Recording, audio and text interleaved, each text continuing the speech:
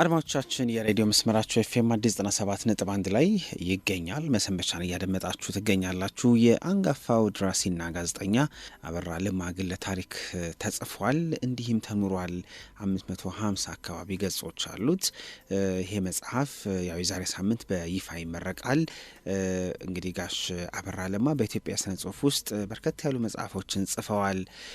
ከ1967 ጀምሮ ብንጠቅስ እነ ኩል ወይስ ጥላሸት፣ የግጥም መድብል፣ አጫጭር ልቦለዶች እንደዚሁም ደግሞ ሌሎች ታሪኮች የተሰነዱባቸው መጽሐፍ ጽፈዋል።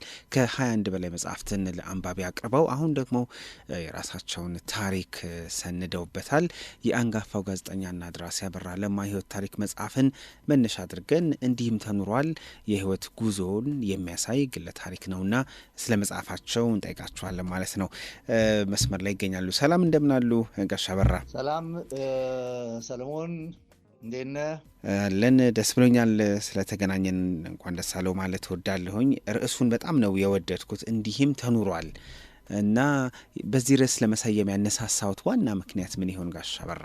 እውነትም አንዳንድ ነገሮች ኮርኳሪ ይሆናሉ በርዕስ ደረጃም ቢሆን በዚህ በስነ ጽሁፍ ዓለም ውስጥ እና እኔ የጠቅላላ የህይወት ታሪኬን መገለጫ የሆነውን አዲሱን መጽሐፌን እንዲህም ተኑሯል በሚል ርዕስ ሰይሜዋለሁ። የመጽሐፍ ወደ 550 ገጽ ነው የያዘው። ሰፊ የህይወቴን ክፍል ይይዛል። ሁሉንም ይይዛል ግን ማለት አይደለም። ገና ነው፣ ወደፊትም የምንኖረው ህይወት አለ። እሱ ክፍል ሁሉ እዚህ ውስጥ ሊካተት አይችልም። ከኖርነውም ህይወት ውስጥ የተወሰነው ክፍል እዚህ ውስጥ ሳይካተት የቀረ ይኖራል። በመፈቀድም ይሁን ባለመፈቀድም በሁለት ምክንያቶች ሳይካተት የቀረ ነገር ሊኖር ይችላል እና ይህንን እንዲህም ተኑሯል ብዬ ስለው፣ አዎ እንግዲህ ህይወት በዚህ መልክ ነው የምትገሰተው ወይስ በዛኛው መልክ ነው የምትቀረጸው፣ በዚህ መልክ ነው የምትታወቀው ብሎ ሰው ሊል ይችላል። ለማንኛውም ያም መንገድ ሆነ ይሄኛው መንገድ ይሁን ሌላኛውም የህይወት መልክ ህይወት ነው እና የኔው ገጽታ ግን እንዲህም ኖሬ እንደነበረ እንዲህም ህይወቴን እስከዛሬ ድረስ መርቼው እንደነበረ ማሳየት ስለሆነ ነው ይህንን ርዕስ የመረጥኩት። እንዲህም ብለው ሲገልጡ ወይ ደግሞ ሲናገሩ ሊገልጡት የፈለጉት መራር ወይም ጣፋጭ ገጽታ የትኛው ነው ማለት እንችላለን? ይሄ እንግዲህ መራራም ሆነ ጣፋጭ ገጽታን የህይወት ገጽታን ወይም ትዝታን ያካተተ ነው። ርዕሱ እንደሚናገረው በትዝታ መረብ ውስጥ የተጠለፈን ህይወት ለማስታወስ እንደተሰጠው ይሄ ስያሜ ማሳያ ነው። መራራ ህይወት አለ፣ ጣፋጭ ህይወት አለ። ሁለቱም የህይወት ገጽታዎች ናቸው። ያን ወዶ ይሄኛውን ደግሞ አጣጥሎ ማየት አይቻልም። ከእያንዳንዱ እንደየብጤቱ እንደያመጣጡ ኖረ ነው እዚህ ደርሰናል እና እንዲህም ኖር ያለው እያልኩኝ ነው ያለሁት። ጋሽ አበራ እንግዲህ ከጦር ግንባር እስከ ጋዜጠኝነት ኪነ ጥበብ ህይወት ላይ ሀያሲነት ዘልቀዋል እና ይህ እንግዲህ በጦር ግንባር ያዩት እውነታና የጋዜጠኝነት ህይወቶ በልብ ወለድ ወይም በግጥም ስራዎች ውስጥ ለፈጠሯቸው ገጸ ባህሪያት ወይም ደግሞ ጭብጦች ምን አይነት ስንቅ ሆኖታል ለዚህ መጽሐፍም ጭምር? ያንን ጦር ሜዳ ውሎዬን ገጽታ በፈጠራ ስነ ጽሁፍ ስራዎቼ ውስጥ ብዙ ቦታ ተጠቅሜበታለሁ። ለምሳሌ በአጫጭር ልቦለድ ስብስቤ ህይወትና ሞት በሚለው ውስጥ የናቅፋ ማስታወሻ የሚል አንድ አጭር ልቦለድ አለ። ሌላው ደግሞ አያስቅም የሚል አለ። ሁለት አብሮኝ የዘመቱ ወታደራዊ ጋዜጠኞች በእኔ ላይ ትንሽ ለማፌዝ ለመቀለድ ፈልገው ቀን ያየሁትን እባብ አስታውሰው በተበላሸ የፊልም ጥቅል ሌሊት መኝታ ከረጢቴ ውስጥ አድርገው እንዴት እንደቀለዱብኝ፣ እንዴት ነፍስና ስጋዬን እንዳሳጡት አስታውሼ የጻፍኩት አለ። ደስ የሚል ትዝታ ነው ያለው እሱ። እንደዚህ አይነት ነገሮችን ከጦር ግንባር ቆይታ ውስጥ በብዙ መልኩ ስራዎቼ ውስጥ በሰፊውም ሆነ አንጻራዊ መልኩ ጥቅስ በሚበቃ መልኩ ለማሳያ በሚበቃ መልኩ ተጠቅሜያለሁ። እንግዲህ ከመጀመሪያ ግጥም መድብለው 1967 ጀምሮ ያኔ ካሳተሙ በኋላ 21 መጽሐፎችን ጽፈዋል። በእነዚህ 50 ዓመታት ውስጥ በኢትዮጵያ ስነ ጽሁፍና ጋዜጠኝነት ላይ በጽናት ነው ያሉት።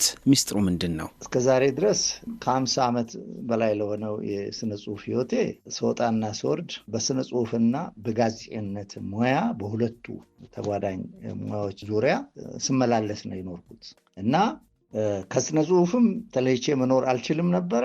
ከጋዜጠኝነት ህይወትም ውጭ ለእኔ ሙያ ነው የምለው ነገር፣ ለእኔ የሚሸተኝ ነገር፣ ለእኔ ብርቅ የሆነ ነገር፣ ለእኔ የሚጣፍጠኝ ነገር አልነበረም። በዚህ ምክንያት በሁለቱም መስኮች ጸንቼ ከ50 ዓመታት በላይ ዘልቄበታለሁ፣ ሰርቼበታለሁ። ጋሽ አበራ እንግዲህ ኪነ ጥበብን በመተቸት በመተንተን አርት ክሪቲክስ የምንለው ላይ ይታወቃሉ። አሁን ደግሞ የራስዎን ህይወት ለትችት ለንባብ አቅርበዋል እና የራስን ህይወት እንደ ሀያሲ በገለልተኝነት መመልከትና መገምገም ምን ያህል ፈታኝ ነው? መጽሐፍ ውስጥ የተሸሸገ ማንነት እንዳይኖር ምን ያህል ጥረትስ አድርገዋል? በ1975 ዓ.ም ህይወትና ሞት የሚለው አጫጭር ልቦለድ ስብስብ ስራዬን ባሳተምኩበት ጊዜ እዛ ውስጥ የተለያየን የህይወት ገጽታ ነው ያሳየሁት። ከ11 ያህል አጫጭር ልቦለዶች ያናሳይቻለሁ። እነዚያ እዛ ላይ የታዩት አጫጭር ልቦለዶች ገጽታዎች፣ የህይወት ገጽታዎች በእኔ በራሴ ህይወት ውስጥ ምን መልክ አላቸው፣ እንዴት ተጓዝኩባቸው፣ እንዴት ራሴን መልሼ እንደ መስታወት አየሁባቸው የሚለው ነገር በዚህ መጽሐፍ ውስጥ ተዳሷል፣ ተካቷል። ምንም የሚናቅ የሚተው የህይወት ገጽታ አልነበረም። ሁሉም ህይወት ነውና እንደ ብጤቱ ተዘግቧል፣ ታውሷል እና እንዲህም ተኖሯል በሚል መጽሐፍ ውስጥ ቁልጭ ብሎ ይታያል እና አንባቢ በደንብ የፈለገውን ነገር ያገኝበታል ብዬ አስባለሁ። በአሁኑ ወቅት እንግዲህ በጣም በርካታ የግል ታሪክ ላይ ትኩረት ያደረጉ መጽሐፍት ይታተማሉ፣ ቁጥራቸውም እየጨመረ ነው እና የእርስዎ መጽሐፍ በተለይ ለወጣቱ፣ ለጋዜጠኞች፣ ለደራሲው፣ አጠቃላይ ለትውልዱ ምን አዲስ ታሪክ ይዟል? እንደ መልእክትም የሚነግሩንን እናድምጥና እናበቃለን። ለእያንዳንዳችን የማታ ማታ የህይወት ታሪካችንን በበሰለ ዘመናችን ውስጥ አሁን 74 ዓመት ዕድሜ ላይ ሆኜ ነው ይሄንን የሰራሁት። በዚህ አካባቢ ባሉ ዘመናት ላይ መስራት አለበት። አንድ ጥሩ የህይወት ልምድ ያለው ሰው እንዲህ ቢያዘክረው ራሱን ተመልሶ እንደ መስታወት ቢያይበት በግል ህይወት ታሪክ አጻጻፉ ትልቅ ነገር ነው ብዬ እላለሁ። በጣም አመሰግናለሁ ጋሽ አበራ። እንግዲህ መልካም እድል እንዲሆንልዎት እመኛለሁ። ደስ ብሎኛል ስለተገናኘን። እኔም ስለጋበዛችሁኝና ስለሰጣችሁኝ የአየር ሰዓት እጅግ በጣም አመሰግናለሁ። ፍቅር፣ አንድነት፣ አብሮነት በኢትዮጵያችን ውስጥ ለዘላለም ይለምልም፣ አብሮን ይኑር እላለሁ። እሺ፣ መሰንበቻ ይመለሳል። አብራችሁ